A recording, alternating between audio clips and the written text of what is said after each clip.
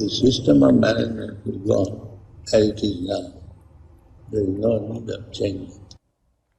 In dictating his last and final will, Srila Prabhupada gave this as his very first point. In the actual written will, which Tamal Krishna had written up, for some reason he had it included at the end of the second point. But from the audio recording, we know that when Srila Prabhupada began dictating his will, this was the very first point he made. It is also to be noted that he gave it as its own point, standing on its own. It wasn't part of another point.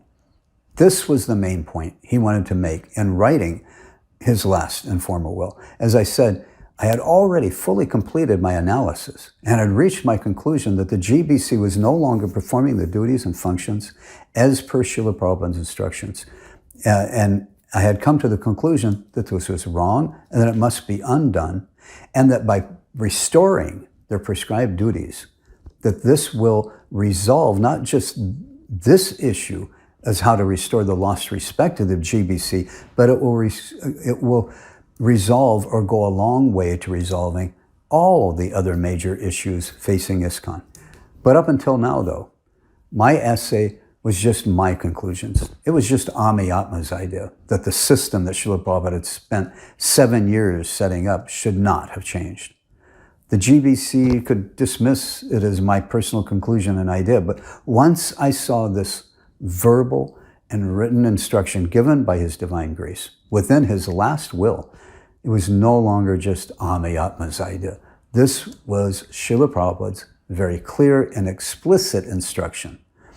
He gave it in, we have it in recorded in verbal instruction, and it's written there in his will, that the changes that had occurred to how the GBC managed, those changes should never have occurred in the first place. I then included this within my e-paper, and in fact, I even chose to change the title of the e-paper to that quote. Due to this instruction by Srila Prabhupada, I emphasized that the GBC had no other choice than to undo the changes. And I even wrote that because the GBC was currently not obeying this instruction, it was no longer executing the duties that Srila Prabhupada prescribed to them, at least in my opinion, I told the GBC I considered that this put them in a weak and compromised position.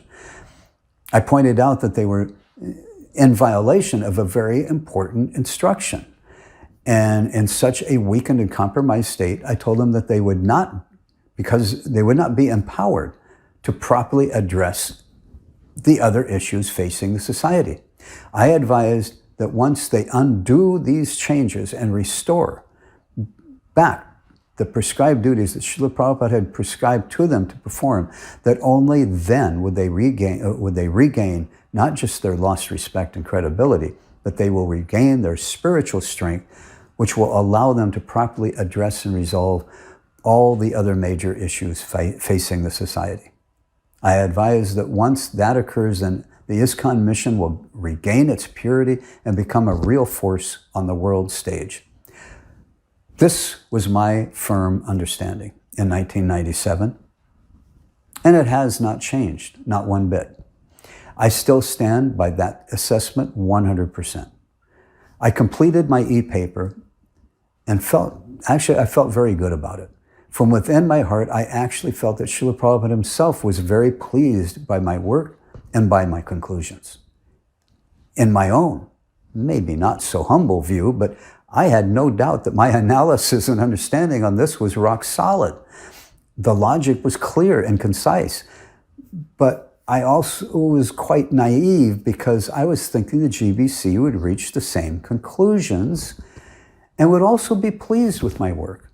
I mean, I was even thinking that the GBC would probably award me with a big, what is that?